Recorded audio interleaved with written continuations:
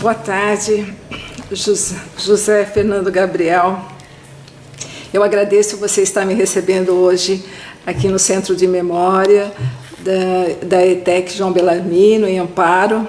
Hoje que é dia 12 de abril de 2018, né? Ano que nós comemoramos 10 anos do GPMEP, né?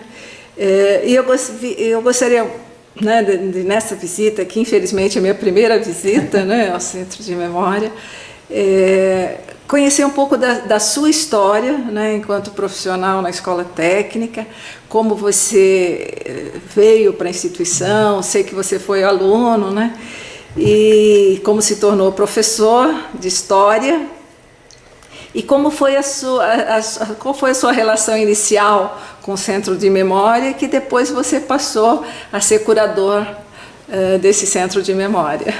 Pois não, boa tarde, Maria Lúcia. Depois de muito tempo, né? Depois de muito vou, não vou, você acabou aparecendo. A minha história com a escola, ela é uma memória de infância, até uma relação afetiva, porque como eu morei muito tempo aqui numa rua transversal, Antônio Prado, o liceu, é assim que a gente sempre chamou a escola João Bellarmino, virou nosso área de recreio. Então a gente vinha aqui para jogar bola na quadra, pegar frutas no pomar, caçar passarinho com estilingue. Então a relação com o liceu é afetiva já desde a infância. Nos anos 70, mais precisamente em 73, eu iniciei o curso aqui de eletromecânica no Colégio Técnico Industrial. Me formei como técnico em eletromecânica e foi, assim, para mim, uma realização, porque eu até pretendia estudar no liceu anteriormente, né? Eu gostava muito da escola. Mas por outras contingências da vida, acabei estudando numa outra instituição. E vir para cá, para fazer o colégio técnico, foi assim uma coisa que me deu muita satisfação. E também abriu muitas portas, porque quando eu apresentava um currículo com diploma da João Bellarmino, colégio técnico, né? Técnica eletromecânica, aquilo abria as portas. Comecei a trabalhar muito cedo, em 72, trabalhei muito tempo, até basicamente o ano de 92, na indústria. Embora eu tenha feito a partir do ano 88, dos anos 80, mais precisamente a partir de 88, eu fui convidado a dar aulas à noite de organização e normas do trabalho nos cursos profissionalizantes da noite. Então, como professor da escola, mesmo antes de ser professor, eu já trabalhei aqui como professor e tem uma outra relação, porque a minha esposa trabalha na escola desde 81. Então, quer dizer, o vínculo com a escola está sempre presente, quer seja nas brincadeiras de infância, quer seja na convivência como professor e também casado com a atual assistente administrativa, a diretora Cecília, diretora acadêmica, né? Nem sei a nomenclatura que está hoje, mas é assim que eu falo. Também tem essa outra ligação com a escola, além de toda essa situação. Corta, me perdi. Me casei com a Cecília no ano de 1985, trabalhando ainda na indústria, mas sempre mantendo essa ligação. Então todas as festas que ocorriam na escola, até mesmo os festejos dos 75 anos da escola, estive presente como marido da Cecília, então secretário da escola, enfim. Há uma longa correlação amorosa, afetiva com a escola. Minha esposa fazia história e eu não fazia nada, eu só parei no técnico e não fiz mais nada. Mas numa viagem que eu fiz com ela às cidades históricas, aquilo me motivou a estudar história. Não a história dos livros, mas tomar contato com aquele patrimônio, ver Aleijadinho por outra ótica, ver aquelas obras. Realmente falou, é isso que eu quero fazer. Eu fui fazer a faculdade de História, me formei em 88, no mesmo ano que eu dava aquelas aulas extraordinárias aqui, mas não profissionalmente. Minha profissão era chefe de almoxarifado, trabalhava com materiais na indústria.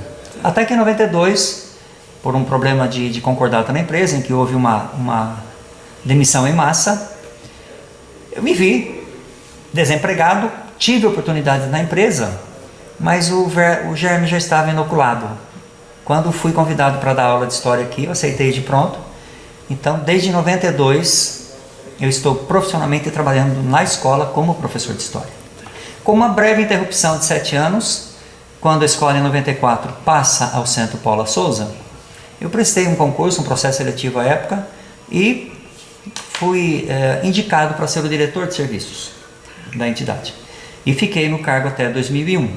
Então, de 94 a 2001, saio da sala de aula e vou para o departamento da diretoria de serviço. E peguei aquela fase da transição. João Bellamino não pertencia às escolas vinculadas ao Centro Paula Souza. Então, a partir de 94, todo aquele processo que foi até bastante tumultuado, professores que não entendiam a mudança, demissão de um grupo, contratação de outros, eu passei por essa fase, né? Até que em 2001 retornei para a sala de aula.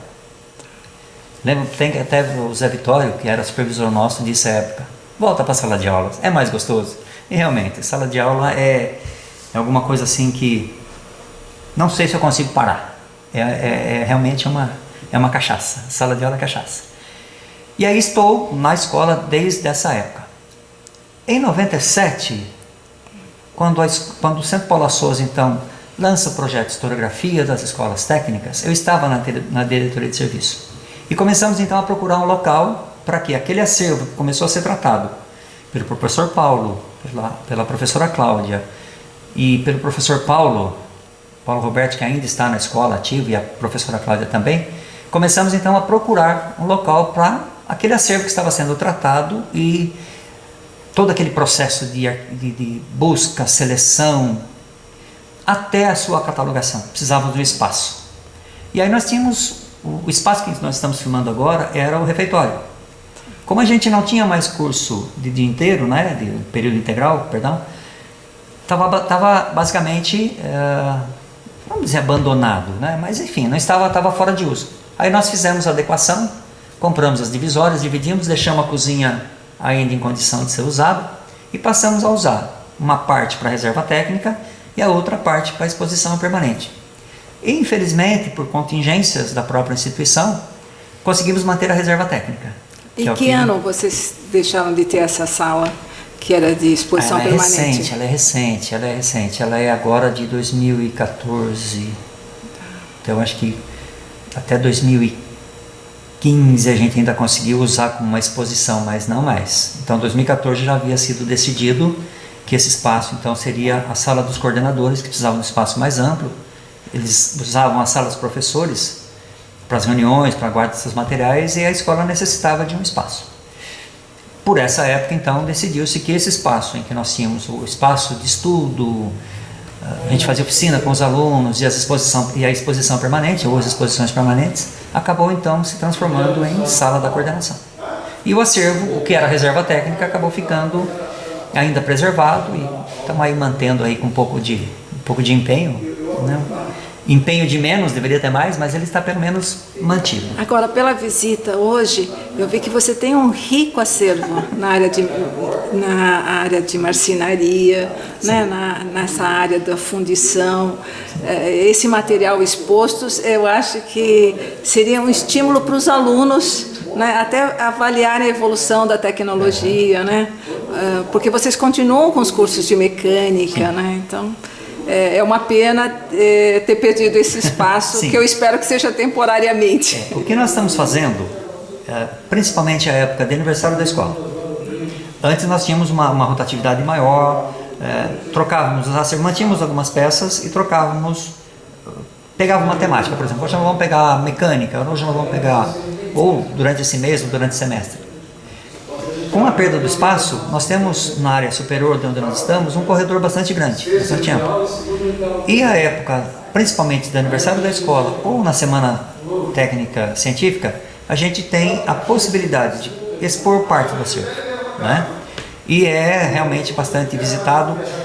Existem muita gente na cidade que foram alunos, que tenha também essa relação afetiva com a escola, que sabe que essa época alguma coisa vai estar sendo exposta. Normalmente nós fazemos painéis fotográficos, nós recebemos numa empresa alguns painéis que a gente pode fazer uma exposição de fotos, temos painéis interiores, um rico acervo fotográfico, é muita foto de um período bastante distante, muita documentação escrita, tem muita coisa, realmente, às vezes quando a gente vai fazer uma curadoria desse acervo para exposição, a gente fica meio perdido. Então, normalmente a gente pega isso, um evento. E fazemos a exposição nesse corredor. colocamos alunos monitores, treinamos um pouquinho para naquele equipamento que está sendo veiculado, eles possam ter uma receptividade para as pessoas. E depois eles vêm contar, nossa, veio uma pessoa aqui que falou que estudou aqui e lembra desse professor, lembra dessa fase. Ele conta as histórias, então eles acabavam, os alunos relatando, aprendendo muito mais com os visitantes do que eles propriamente tentando transmitir alguma coisa. Tem muitos ex-alunos que frequentam a escola nessa época porque sabem que vão encontrar esse acervo minimamente exposto. A gente não dá para fazer muita coisa, mas o que a gente pode, a gente tem feito sim, tem mantido. Professor Gabriel, eu gostaria de, se você pudesse comentar um pouco sobre esse espaço que eu visitei hoje, da origem da escola, porque achei fantástico vocês ainda terem resquícios do prédio original, né? Infelizmente, aquele prédio vamos dizer assim, por desleixo, não quero dizer isso, mas todo o esforço foi concentrado para a manutenção de onde nós estamos. E o prédio original, que na verdade funcionou como um hospital de isolamento para varíola, lá no século XIX, ele serviu no início, em 1913, quando esse prédio que nós estamos começou, aliás, ele estava sendo construído. Esse é de que ano? Esse aqui ele começa em 10 e conclui em 14. Né? Perdão, começa em 11, desculpa. Ele começa em 11 e é terminado em 14. Eu confundi um pouquinho. Em 1913, então, tem a primeira turma. E o espaço que nós estamos, ele era uma chácara que pertencia à maçonaria, chácara Trabalho, que em 1910, por isso do 1910, foi sondado para que aqui se instalasse uma escola agrícola. O Padua Salles, que era secretário da Agricultura do Estado, esteve aqui, mas achou o lugar acanhado, embora sejam 48 mil metros. E acharam outro local para que fosse fundada a escola agrícola, que acabou não sendo instalada. Quando foi editado o decreto em 1911, novamente a maçonaria disponibilizou o espaço. Olha, vocês têm esse espaço, vocês podem construir, é lógico que não nesses termos, mas de uma forma mais tranquila de dizer, esse espaço foi cedido para que aqui fosse construído, então, a Escola Profissional de Amparo. Enquanto esse prédio não era concluído, usou-se o antigo Hospital de Isolamento, o Lazareto, que nós visitamos aquelas ruínas hoje. Tá? Ali, então, foi o início das aulas, efetivamente, do nosso curso. E ali ficou até quando que começou a ser utilizado para casa de diretor? Eu acho que na década de 50. E quais foram os diretores que moraram lá? Olha, com certeza, eu posso afirmar que foram o Herculano Monteiro, ali pela década de 40, finzinho da década de 40, começo de 50, e o professor Zé Amaral. Esse eu tive a oportunidade de conhecer, ele foi professor aqui na escola, enquanto eu vinha brincar aqui. Aliás, vinha brincar também não, né? Eu estudava numa outra escola, que era uma escola, um colégio de freira, olha que bacana. E tínhamos poucos meninos.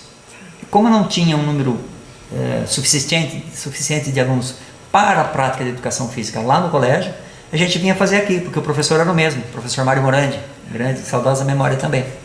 Então a gente vinha fazer educação física, e o diretor a essa época era o seu Zé Amaral, que morava na casa que foi antigamente a sede da escola, o antigo Lazareto, enfim. Então essa construção permaneceu durante muito tempo. Quando eu fui aluno, na década de 70, chegaram os painéis para o curso de eletromecânica, e a escola não tinha mais espaço. O colégio técnico já estava abarrotado de equipamento. Aqui ainda funcionava, até encerrar de vez os cursos de profissionalizantes de primeiro grau. Essas máquinas foram instaladas lá na casa. Lá na casa, então, eu tive aula com o professor Antualpa, de eletricidade, que lá a gente fazíamos os esquemas em sala de aula e iríamos fazer os testes nesses painéis, no ano de 75. A casa também foi utilizada, inicialmente, para moradia de serventes. Então, zeladores também acabaram habitando aquela casa. Foi a última utilidade. De que período a que período? Olha, Lúcia, eu acho que esse período já finalzinho dos anos 70 e anos 80. Anos 90 já não mais. anos 90 ele já estava assim, em desuso, a gente não usava, né? Nem nós como já professores da escola, nem tampouco para qualquer outra atividade. Então eu acho que assim, finalzinho dos anos 70 ele já entra em desuso, e aí com a própria opção por investir mais nesse prédio e nesses prédios que você viu aí, né, as construções novas, a oficina mecânica tal, que foram construídas, o prédio acabou ficando abandonado. Aí eu posso dizer de abandono. Embora algumas vezes tenhamos tentado algumas tratativas com a prefeitura para ver se a gente conseguia minimamente preservar, mas não foi possível. Aí a própria intempérie, você viu hoje, nós tivemos lá que passar uma parte aí que está um mato bastante alto. Muitas vezes aquele mato é roçado e por vandalismo atearam fogo, então também ele sofreu incêndio. Então essas ações acabaram levando ele a termo. E outra, você lembra que eu disse para você, aquele prédio ele é único, ele é uma estrutura de gaiola de madeira, até mesmo uma olaria foi criada para que pudesse fazer aqueles tijolos com aquele tipo de encaixe. Então ele é único, ele foi único, e talvez por isso ele tenha decidido ruir, além da nossa falta de zelo, né? Mas nossa, porque eu também, na época que eu fui diretor de serviço, havia possibilidade de fazer alguma coisa. Nós não conseguimos com o poder público local, e quando o centro encampou a nossa escola também, que é o período que eu estava, também a gente não conseguiu, não havia outras prioridades. Então, eu achei muito interessante na visita hoje na escola, assim, visitar essas salas de aula com as pinturas, né?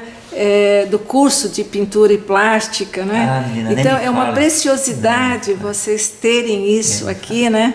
E eu acho que a escola, a direção tem que fazer tudo para manter isso, porque hoje nós continuamos tendo cursos de design, então essa história continua fazendo parte da história da educação profissional, né? Aquilo foi uma surpresa, porque foi feito um trabalho, na época do centenário foi feito um bom trabalho na escola, devemos admitir isso. Ela foi basicamente restaurada, mas faltaram alguns critérios. Alguma parte assim do critério técnico mais apurado foi feito posterior. Que ano foi esse trabalho? E nós recebemos porque em 2011 houve essa reforma, essa pintura, toda esse melhoramento da imagem do prédio e algumas áreas internas pelos anos lá para o centenário em 2011. A partir do ano de 2015 e 2016 nós recebemos então novamente um outro trabalho, que é a estratigrafia, em que foi pesquisado exatamente, vamos rever de novo todos esse trabalho que foi feito, até chegar no emboco primitivo. Você viu que tem algumas áreas que estão no tijolo, então quer dizer, todo esse trabalho foi feito para chegar exatamente nas paredes dos anos 11, 12, 13, 14, quando ele foi concluído. Quando eu estava dando aula, o profissional que estava fazendo, não me recordo o nome, os alunos chamavam de pica-pau, porque ele ficava o dia inteiro batendo, era parecia um barulhinho de pica-pau. Ele falou: professor, corra aqui. Eu falei: o que aconteceu? Alguma coisa? A hora que eu vi, eu fiquei estarrecido, fiquei embasbacado, ficava olhando para aquilo lá sem palavras. Eu fiquei deslumbrada. Totalmente, porque é de uma riqueza, você pode ver, aquelas pinturas, e a gente chegou, né? Eu já havia lido alguma coisa até no relatório do professor Horácio Augusto sobre o curso de pintura, mas eu não imaginava o que era o curso de pintura. E ali nós tivemos o registro do que é esse curso de pintura. Da sessão artística, né? Nós tivemos aqui o Humberto Frediani, um grande mestre, cujo filho Leandro Frediani também depois veio dar aulas aqui de desenho na sessão de plástica. A gente sabia desse potencial desses artistas, mas quando descobriu-se as pinturas na parede, que foi uma obra do acaso, nós pudemos fazer a ligação. E esse artista, professor, né, o Frediani, a obra que você hoje, que eu agradeço muito ter me levado para visitar, do Almeida Júnior, foi ele que a obra do Almeida Júnior foi doação, enfim, vamos pensar em doação do pároco da época para um governador do estado, e para que a catedral, hoje catedral, não ficasse sem uma obra, esse professor nosso, Leandro Frediani, nosso, você viu o possessivo aqui, né? Esse nosso professor Leandro Frediani, ele fez uma cópia. O original está no Pinacoteca, do Almeida Júnior, e nós temos uma cópia, com todo respeito ao Almeida Júnior, não deve nada. Você vai poder comparar. Você viu a do Leandro, você vai comparar com a do Almeida Júnior. E eu também te agradeço muito por ter tido a oportunidade de conhecer, né, de perto, né, e fotografar o altar eucarístico, né, que o pai do professor Paulo Corsi, ele fez parte dessa equipe que produziu. Né? Agora, outra coisa que eu gostaria que o professor Gabriel conversasse, assim, comentasse um pouco, é a respeito desse prédio de 1938 da rádio. Nós chamamos de fazendinha. A escola estava acanhada, carente de salas de aula. Aí foi feito então um novo prédio, concluído nessa data, que tinha 2 salas de aula na parte superior, no pavimento superior são 2 salas de aula. Hoje abriga a diretoria acadêmica e a diretoria de serviço. Essa adequação foi feita à época que eu fui também diretor de serviço aqui.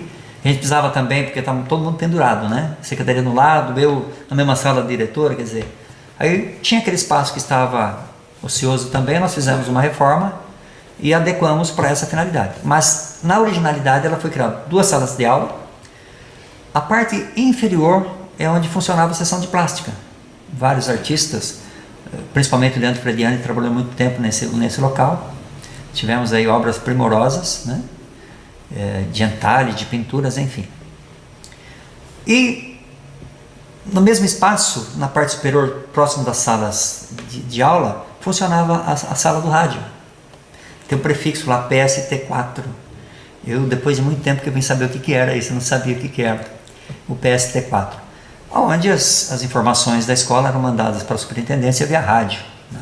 Tinha curso de inglês em 1937 pelo rádio. Olha que bacana. Eu tenho um artigo publicado que está na internet, que eu cito.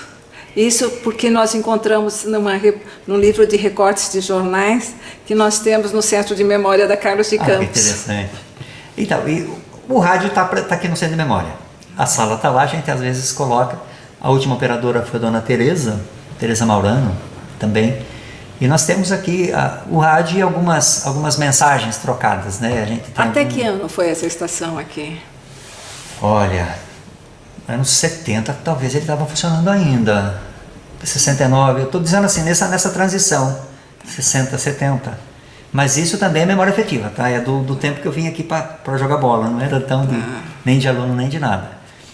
É mais ou menos para essa época que também o almoxarife, o Marcos Coimbra, um dia encontrei com ele falou, não, foi a Tereza, fui eu que operei aquele rádio. Eu falei, tá bom, Marcos, não vamos brigar por isso. Mas tem essa possibilidade também, né? Você vê que as pessoas gostam disso. Embaixo da sala do rádio, o gabinete dentário. Então, próximo da parte de plástica, o gabinete dentário.